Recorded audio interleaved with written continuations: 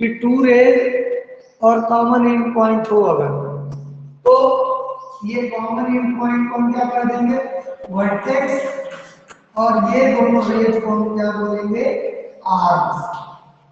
Arms, इन दोनों raise को arms बोलेंगे। तो देखिए ये एंगल बन रहा है यहाँ से लेके यहाँ, दिस इज अवर एंगल।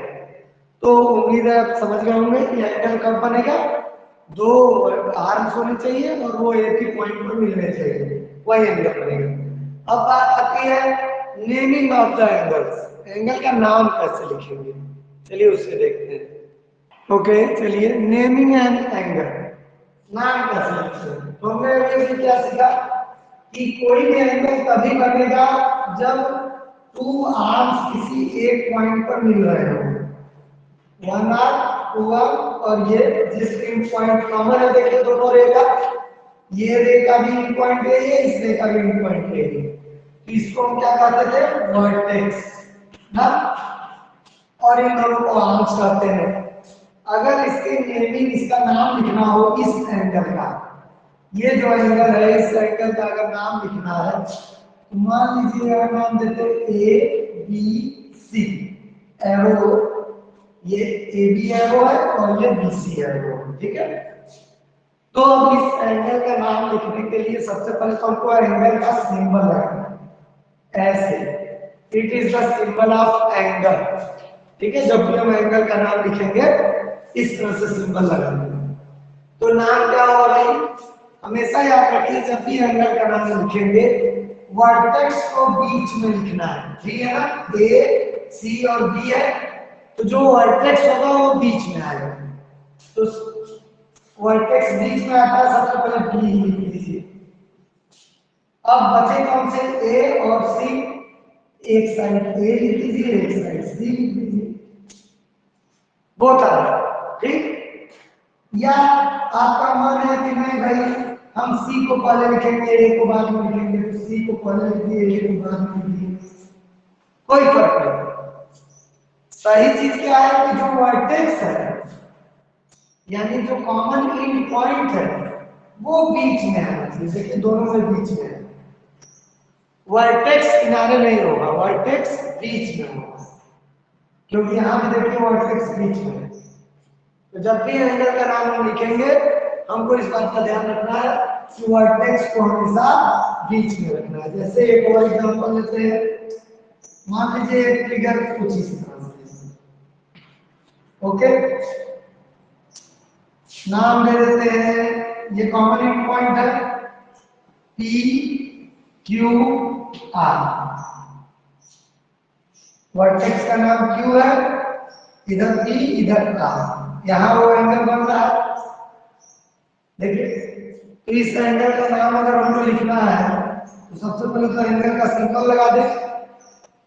जब एंगल का सिंबल लगा देंगे तो अब देखिए वर्टेक्स कौन सा पॉइंट है, कमेंट करके बताइए, पी है कि क्यू है कि आर, कमेंट कीजिए। हाँ बहुत अच्छा जी, बिल्कुल वर्टेक्स क्यू पॉइंट है, जो कॉमन पॉइंट होता है वही वर्टेक्स होता है। क्यू वर्टेक्स है तो क्यू, क्यू को बीच में लिख दिए। अब दो बचे पी और आर, इनको एक साइड पी लिख दीजिए, एक साइड आर लिख दीजिए। या किसी का मन है कि नहीं भाई हम आर को इधर लिखेंगे पी को उधर लिखेंगे, कोई बात नहीं, वर्टेक्स बीच में होना चाहिए। क्यू को देखिए बीच में लिख दिए, आर को इधर, पी को इस साइड, सिंपल। तो एंगल का नाम लिखते समय हमको इस बात का केयर करना है कि जो वर्टेक्स है वो वर्टेक्स बीच में आना चाहिए, ठीक है। अब जब वर्टेक्स बीच में आ गया तो अब कोई भी फिगर दिया जाए, अगर कॉमन एंड पॉइंट है तो हम किसी भी एंगल का नाम लिख सकते हैं। चलिए देखते हैं कुछ और एंगल, एक एग्जांपल ये वाला ले लेते हैं कि एक एरो इस साइड है, एक एरो इस साइड है, ठीक, और ये कॉमन एंड पॉइंट है, ओके। तो एंगल कहां बन जाएगा भाई, दोनों आर्म्स के बीच में बनता है, देखिए। तो दोनों आर्म्स के बीच में यानी इस आर्म से स्टार्ट करेंगे, इस आर्म तक जाएंगे, ये एंगल बनेगा। तो ये तो हो गया कॉमन एंड पॉइंट यानी वर्टेक्स। और ये हो गए आर्म्स। तो नाम दे दें ए ओ बी। हमने वर्टेक्स पॉइंट को नाम दिया ओ, इधर ए इधर बी।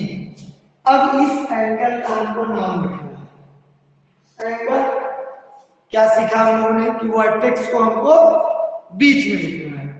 वर्टेक्स क्या आ गई ओ, वर्टेक्स को बीच में लिख दीजिए ओ। वर्टेक्स बीच में हो गया। अब कोई अब दो बच गए ए और बी, किसी को किसी की ए इस साइड लिख दीजिए, बी इस साइड लिख दीजिए, या इसी को दूसरे तरह से लिख सकते हैं। एंगल का साइन बना दिए, एंगल का साइन बना दिए। ओ को तो बीच में लिखना पड़ेगा क्योंकि वर्टेक्स है, वर्टेक्स को हमेशा नाम लिखते समय बीच में लिखते हैं। और ये देखिए अब बी को हम पहले लिखते रहे, ए को बाद में लिखते रहे, बी को पहले ए को बाद। तो हमने नाम चेंज कर दिया, लेकिन वर्टेक्स हमारा सेंटर में ही है क्योंकि हम एंगल कहाँ बनेगा, उसी वर्टेक्स पर तो एंगल बन रहा है, उसी वर्टेक्स पर तो एंगल बन रहा है। तो जो एंगल है वो बीच, वर्टेक्स जो है हमेशा बीच में रहेगा। चलिए इसी पर बेस्ड हमारी वर्कशीट 2 है, उसे कंप्लीट करते हैं। मैं फिगर बना रहा हूं, फिर हम लोग नेमिंग करेंगे। देखिए वर्कशीट 2 में फर्स्ट क्वेश्चन दिया हुआ है कुछ, यहाँ देखिए बने हुए figure. Right the names of the following angles. ठीक है, इन एंगल्स के हमको नेम लिखने हैं। एंगल कहाँ बन रहा भाई, 2 आर्म्स है और एक वर्टेक्स पॉइंट है। तो 2 आर्म्स और एक वर्टेक्स पॉइंट है, तो हमने क्या सीखा था कि वर्टेक्स पर एंगल बनेगा, यानी इस तरह से एंगल बन रहा होगा या इस तरह से बन रहा होगा। ठीक है, ये एंगल बन रहा है, इस एंगल का नेम, सबसे पहले तो एंगल का साइन लगा दिए। अब वर्टेक्स क्या है, एम, एम बीच में होना चाहिए, वर्टेक्स हमेशा बीच में होना चाहिए। तो चलिए L M N, L M N, देखिए वर्टेक्स बीच में है। ठीक, बी वाला आप कमेंट करके बताइए क्या आंसर होगा। एंगल देखिए point Q common in point है, ये वर्टेक्स होगा, तो यहां कौन सा एंगल बन रहा है उसी का नाम हमको लिखना है। तो भाई तरीका सबसे पहले तो एंगल का साइन लगाएंगे। अब वर्टेक्स को बीच में रखना है, तो स्टार्ट हम यहां से करें चाहे यहां से करें। तो पी क्यू आर, देखिए पी क्यू आर, क्यू बीच में है, देखिए वर्टेक्स बीच में है, यहां भी वर्टेक्स था बीच में है। तो जब भी एंगल का नाम लिखेंगे वर्टेक्स बीच में होगा। अब इस फिगर को देखिए, यहाँ एक कॉमन एंड पॉइंट है, एक एरो इस साइड एक एरो इस साइड है, 2 आर्म्स और एक एंड पॉइंट, वर्टेक्स डी हो गया। अब इस पर एंगल कहाँ बनेगा भाई, इस पर एंगल ये देखिए ऐसे बनेगा, दोनों आर्म्स के बीच में बनता है ना एंगल, तो दोनों आर्म्स के बीच में एंगल बनता है। तो एंगल का साइन लगा दिए और वर्टेक्स को बीच में रखना है। स्टार्ट करें A B C, A B C, vertex बीच में होना चाहिए। ये इसी तरह इस फिगर में 2 रेज है और कॉमन इन पॉइंट है, यानी ये वर्टेक्स हुआ।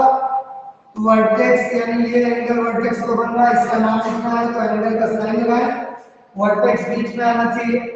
चाहे एक्स वाई जेड लिखिए, चाहे जेड वाई एक्स वाई बीच में आना चाहिए, एक्स वाई जेड लिख दिए। अब इस वाले फिगर में ई में देखिए, ई में भी एक कॉमन इन पॉइंट है दोनों रेज का, ये वर्टेक्स हुआ, यानी वर्टेक्स पर जो एंगल बन रहा है उसका नाम क्या होगा भाई, एफ ई डी या डी ई एफ, वर्टेक्स बीच में रहना चाहिए। एंगल का साइन लगाएं डी ई एफ, सही, डी ई एफ। अब जब हमारा ये कंप्लीट हो गया फर्स्ट क्वेश्चन, तो अब क्वेश्चन 2 है। उम्मीद है आप लोग सीखे होंगे कैसे एंगल का नियम लिखेंगे। यस, अगर समझ गए तो यस टाइप कीजिए, कमेंट कीजिए, और अगर किसी को प्रॉब्लम है तो वो भी कमेंट करें। I will try to help you. तब तक मैं क्वेश्चन नंबर 2 के जो फिगर दिया है उसको बना देता हूँ।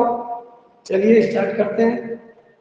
ठीक है बेटा, देखिए क्वेश्चन नंबर 2 दिया हुआ है, ये फिगर बना हुआ है। ठीक है, कुछ एंगल्स दिए हुए हैं और इसमें जो टेबल दिया है उस टेबल को कंप्लीट करना है। एंगल दिया हुआ है, पहला से स्टार्ट करते हैं। X Y Z, Y vertex है तो एंगल का नाम क्या होगा, एक्स वाई जेड, क्योंकि वाई वर्टेक्स है तो बीच में रहना चाहिए। पूछ रहा है इसमें वर्टेक्स क्या है, आर्म्स क्या है। तो वर्टेक्स क्या है भाई, कमेंट कीजिए जी, वाई वर्टेक्स है वाई। और आर्म्स कौन कौन से हुए, एक आर्म्स ये देखिए एक्स वाई हुआ और दूसरा हो गया वाई जेड। तो एक में बता रहा हूं एक्स वाई एक आर्म हुआ, दूसरा आर्म हुआ वाई जेड। देखिए ये दोनों आर्म्स वहां पर हमने लिख दिए। बिल्कुल ऐसे ही क्वेश्चन बी में करना है। यहाँ पर एक एंगल बना है एल एम एन, लेकिन मैं नाम ले रहा हूँ एंगल का तो वर्टेक्स को बीच में रख रहा हूँ, एल एम एन। तो वर्टेक्स यहाँ क्या है, हाँ कमेंट में देखिए आंसर आने लगे बहुत अच्छे, आप लोगों को पता है, very good. M vertex M है। आर्म्स का नाम जल्दी से टाइप कीजिए कमेंट में, बिल्कुल चाहे नाम ले लीजिए एम एल एम एन या एल एन जो भी ले रहा है। इस साइड का नाम क्या है, एम एल और एम एन, ये दोनों आर्म्स हो गए। भैया एंगल तभी ना बनता है जब दो आर्म्स के बीच कोई मतलब एक पिन पॉइंट पर मिलते हैं, तो वहीं पर तो एंगल बनता है। वही चीज हमको जानना है इसमें। सी एंगल है डी ई एफ, एंगल का नाम है डी ई एफ। तो एंगल यहां बना, इस एंगल का नाम हम जान गए वर्टेक्स क्या है इसमें भाई। देखिए कमेंट में आंसर आने लगा, मुझे बताने की जरूरत नहीं पड़ रही है। बहुत अच्छे, बहुत ब्रिलियंट बच्चे हैं आप। ठीक, वर्टेक्स हो गया ई और आर्म्स कौन कौन से हो गए, ईडी और ईएफ। मैं वर्टेक्स पे ही जाकर देख रहा हूं उसी लाइन को, ईडी और E F.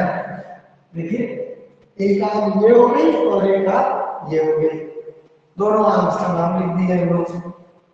Question D, D में देखिए ए बी सी, एक एंगल बन रहा है A B C, vertex D है, बी पर एंगल बन रहा है, वर्टेक्स का नाम तो हो गया बी।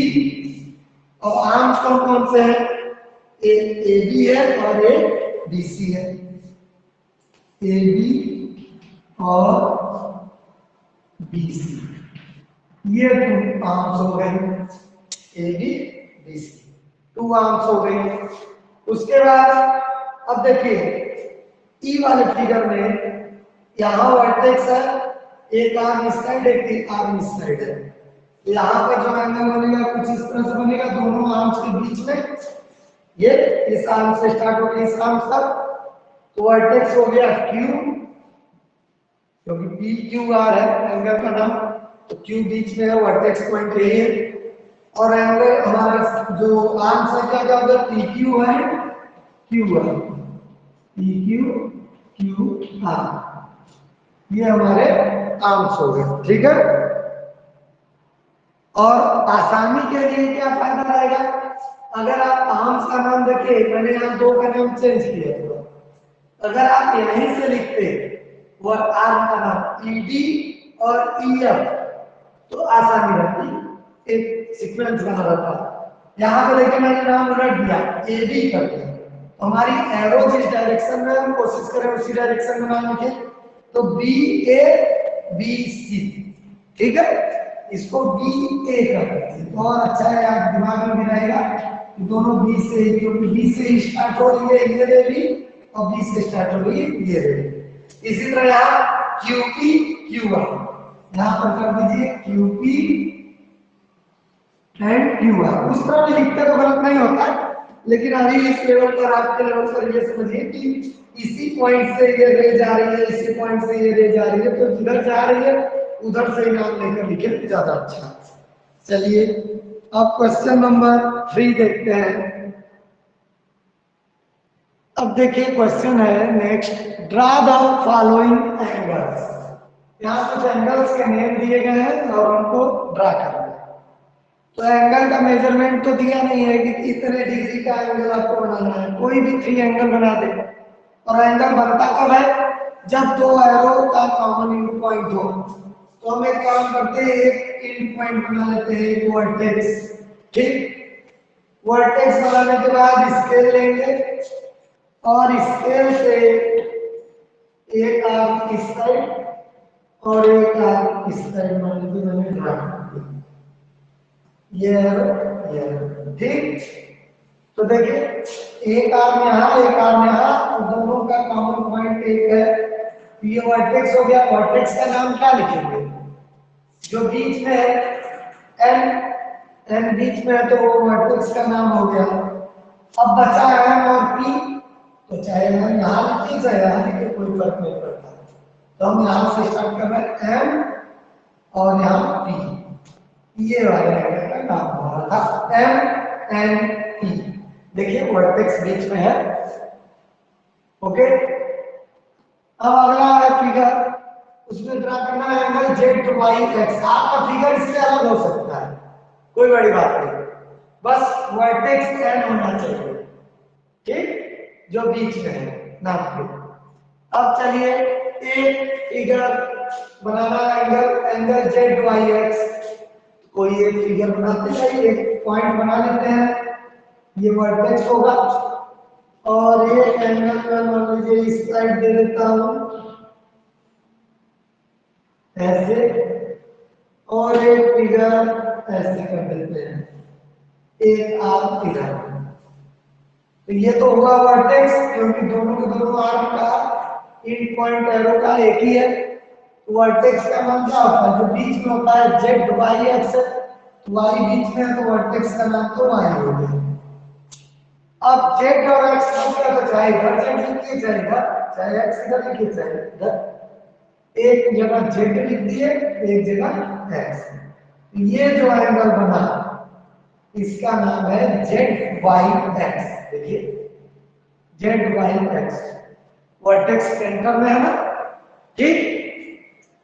और एक फिगर बना लेते हैं, एंगल बी सी डी लिखना है हमको, यह एंगल ड्रा करना है। सबसे पहले पॉइंट बना ले वर्टेक्स, कॉमन एंड पॉइंट। कोई भी फिगर बना सकते हैं, बस दोनों का एंड पॉइंट कॉमन होना चाहिए।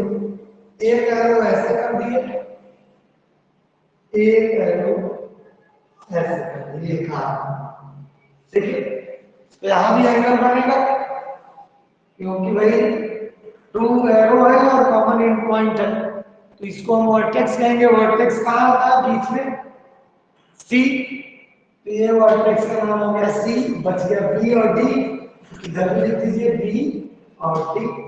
ये बन गया एंगल, जो एंगल उन्होंने बुक में दिया है कि इस एंगल को ड्रा कीजिए, हमने ड्रा कर दिया। आपका फिगर इससे अलग भी हो सकता है कुछ, बस कॉमन क्या रहेगा कि जो भी टू हम सब ड्रा करेंगे वो एक ही कॉमन एंड पॉइंट पर मिलेगा, और जो कॉमन एंड पॉइंट होगा वो वर्टेक्स होगा। और वर्टेक्स का नाम कौन सा होगा, बीच वाला, जो ये नेम दिए है उसमें सेंटर में जो है वही वर्टेक्स है। चलिए नेक्स्ट क्वेश्चन देखते हैं, एक क्वेश्चन और है इस वर्कशीट में, क्वेश्चन नंबर 4, उसको भी देख लेते हैं।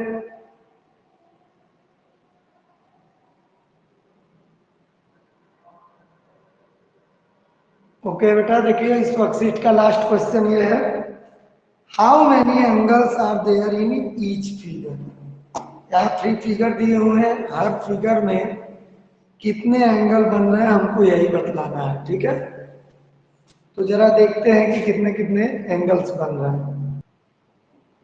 पहला फिगर देखते हैं, ये देखिए ये फिगर दिया है। सबसे पहले तो हमको ये देखना पड़ेगा कि इसमें कितने ज्वाइंट है, एक तरह से कहा जाए तो। देखिए कितने कॉर्नर है, आप किस तरह से समझिए।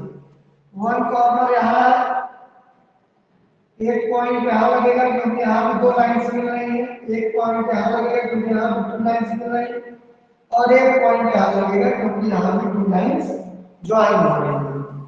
सही है। यानी हमें देखिए टू लाइंस जब एक ही कॉमन पॉइंट पर ज्वाइन होती हैं तो वही तो एंगल बनता है। इस पॉइंट की अगर मैं बात करूं तो एक लाइन ये और एक लाइन ये दोनों इस कॉमन पॉइंट पर आ रहे हैं, यानी यहाँ पे एक एंगल बन रहा होगा, ये वर्टेक्स होगा, एक एंगल बना। इसी तरह इस पॉइंट पर एक एरो इधर से आ रही है, एक एरो इधर से आ रही है, देख रहे हैं कॉमन यूनिट पॉइंट है, यहाँ भी एक एंगल बनेगा।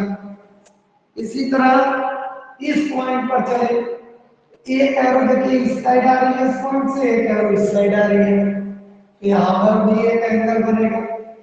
ये सेम केस इस पॉइंट के साथ, इधर एक एरो जा रही है, एक एरो इधर जा रही है, तो भाई यहाँ पर भी एंगल बनेगा। तो टोटल कितने एंगल बन रहे हैं? 1 2 3 4, देख रहे हैं 1 2 3 4 एंगल्स फॉर्म हो रहे हैं एक ही फिगर में, 4 एंगल बन रहे हैं, देख रहे हैं। चलिए अब इस वाले क्वेश्चन को देखते हैं, इस क्वेश्चन को सॉल्व करने की कोशिश करते हैं कि इसमें कितने एंगल्स बन रहे हैं। तो देखिए एक वर्टेक्स यहां दिख रहा है ना, ये तो वर्टेक्स हो गया, लेकिन 3 रेज दिख रही है। देखिए अभी तक हम लोग 2 रेज देखते थे कि एक कॉमन इन पॉइंट है और 2 रेज है, तो उनके बीच में जो एंगल बनेगा वो वही हमारा एंगल होगा, ठीक है, वर्टेक्स और 2 आर्म के बीच में।